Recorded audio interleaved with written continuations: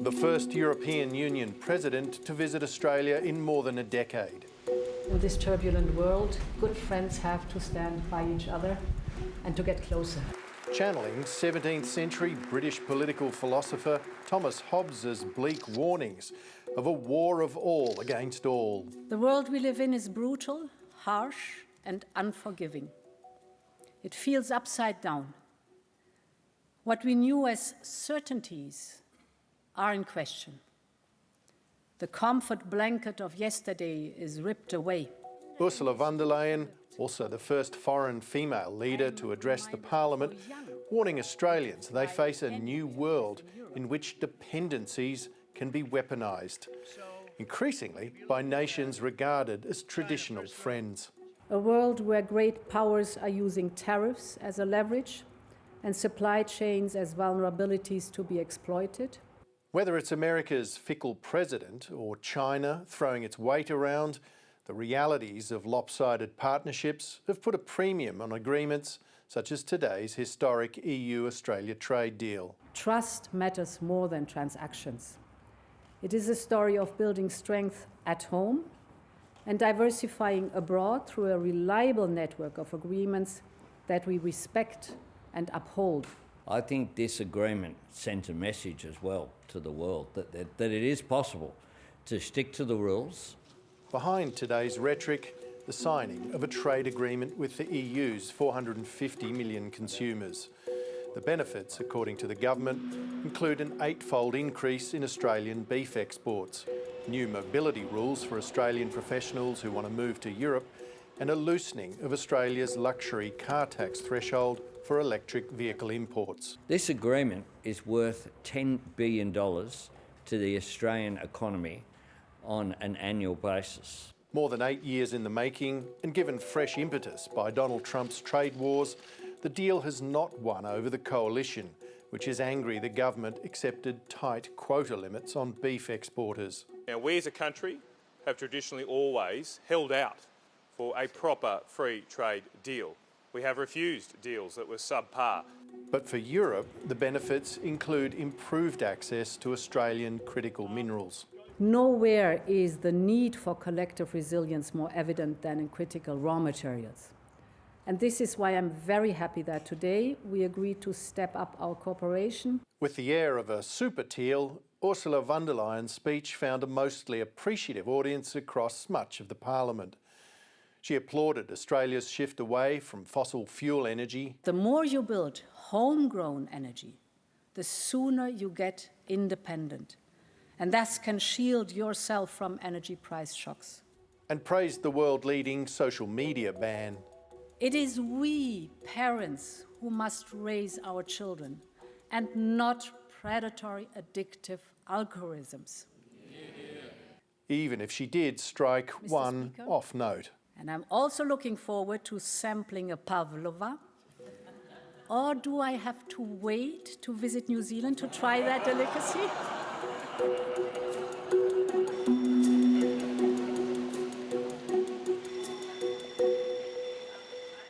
The Trade Minister is Don Farrell. He joins me from Canberra. Don Farrell, welcome to 7:30. Nice to be with you, Sarah. Just a question about the fuel crisis, first of all. The Energy Minister announced today changes to diesel standards. Is this an indication of how worried the government is about supply, particularly going into next month? Sarah, look, we did something similar with petrol a few weeks ago. Obviously, we want to ensure that motorists continue to get supply. This is one lever that Minister Bowen has, and he's exercised that lever to put more diesel into the system, just as we did a couple of weeks ago with petrol. Yes, but is this an indication of concern about what's coming down the track, particularly in April? Look, I think this is an indication, Sarah, that we recognise that there are serious issues here, that the government needs to do things that can ameliorate the system, the situation, and as we did with petrol, we've got some levers that we can exercise. in respect of diesel, and that's exactly what we're doing. As we just saw in Jacob's package there, the European Commissioner Ursula von der Leyen described the world as brutal and harsh. Is it Donald Trump and the excesses of his second term that have pushed both sides into wanting to make this deal now? Look, we've been trying for this deal a long time before Donald Trump even contemplated becoming president of the United States. It's been signed now. Is it the world that he has created, that brutal and harsh regime that Ursula von der Leyen referred to today? Well, I'm not sure she was referring to him when she made those comments. The world. The world. Look, the world has become far more difficult to deal with, and that's why the policy of this government has been to diversify our trading relationships. When I came to the job 4 years ago, we had $20 billion worth of trade impediments with China. Bit by bit, we managed to remove all of those. We've signed a free trade agreement just recently with the United Arab Emirates, and before this trouble began, our exports had doubled to the UAE. We signed a free trade agreement with the United Kingdom, and again, our exports doubled in the case of beef. They went up 3 times. And we signed an agreement with India. So this sort of completes the picture. We now have 90% of the world's trading partners with free trade agreements. So it's all about looking to the future. And right now, Sarah, it's really important that we, as a small trading nation, send a message to the rest of the world that there are countries and regions that still believe in free and fair trade. Our country, for its prosperity, so much relies on trade, and we have to send that message. And I think today, with President von der Leyen and the Prime Minister, we sent a very strong message to the rest of the world. Yes, Australia and Europe both believe in free and fair trade. Now, you did walk away from earlier negotiations with the European Union in 2023 because of a failure to strike a good deal, in particular, a good enough deal on agriculture. So we heard that there have been some angry responses today, particularly from the beef and red meat sectors of agriculture. To answer this, how is 35,000 tonnes, which is the quota that you've got, of beef, good enough for a population of 450 million people in the European Union?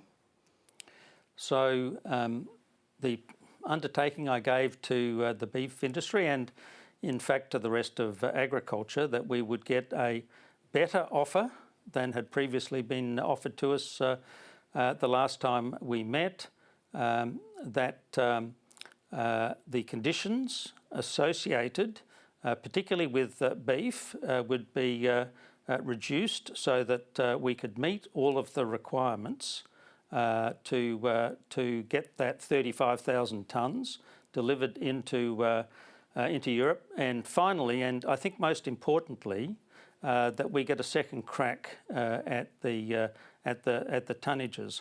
But let me just ask you this. Let's make some comparisons. You referred to the deal that we have with the United Kingdom. That is 60,000 tonnes of beef. Canada sends 50,000. Brazil, almost 50,000 tonnes of Europe. So how is our 35,000 tonnes for Australia a win for Australia? Well, can I talk about the Canadian numbers there? I'd rather you talk about why ours is only at 35. Okay, but can I explain to you? I do need to explain this, Sarah. So if you read the Canadian Free Trade Agreement, sure, it says that Canada has got the right to export 50,000 tonne of beef into Europe. But in the 10 years that free trade agreement has been in existence, not 1 kilo of Canadian beef has been delivered to the to Europe. On the other hand, because we've changed the conditions attached to our 35,000 tonnes, we will get every single kilo into Europe. So it's over 2 years, 70,000 tonne, going to be worth about $1.2 billion. It's a very significant amount of exports into the European Union. And can I explain this, Sarah? When we came to government 4 years ago, our total beef exports were $9 billion. Last year, they were $18 billion, and they're growing. They'll be higher again this year. And that $1.2 billion over 2 years will significantly add to our beef exports right around the world. But importantly, we need to send a message that countries shouldn't go down the protectionist road, that they should continue to open their markets. That's what we've done with Europe. And if you have a look at all of the other agricultural products that we have managed to get increased volumes for. Yes, let me just step in so I can ask you a couple of those. Sure. So, as we understand it, Australian growers get to keep European food names for some products, so we can keep buying Australian Parmesan, Kransky and Prosecco. But will those names be eventually phased out for export into Europe? I'm not aware that we export any of those products into Europe. So that's not the issue. So will we get to keep calling Parmesan Australian Parmesan, Prosecco, Kransky? Will we be able to do that in perpetuity? Yes. So we don't need a new name for Prosecco in Australia. We can just call it Prosecco forever. No. One of the arguments I used, particularly with my counterpart, the Trade Minister, Maros Sefcovic, was that after World War II, we accepted millions of migrants from Europe.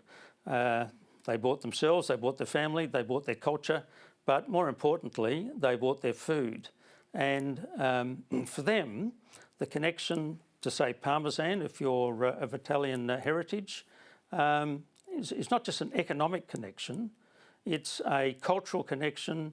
And we managed to convince the Europeans that those sorts of names were a way in which Australians of European heritage continued to have that connection with Europe, and that we should keep them. And that was an my part of the overall agreement. You've got to look at the totality of the agreement. Understood. My job is to make a national interest assessment of the totality. And the assessment I made that given the improved offers that we had received from the Europeans, and given the timing and the need to demonstrate that we still believed in free and fair trade, now was to sign that agreement. Can I point out that the agreement that the Europeans have just signed with India has no agricultural access. So there'll be no future agreement that the Europeans reach that will have agricultural access. If we had not reached agreement yesterday, then any future discussions with the Europeans would not have included any agricultural access. Don Farrell, thank you very much indeed for joining us. I understand it's a huge deal and we could only scratch the surface, but thank you for joining us. Thanks, Sarah.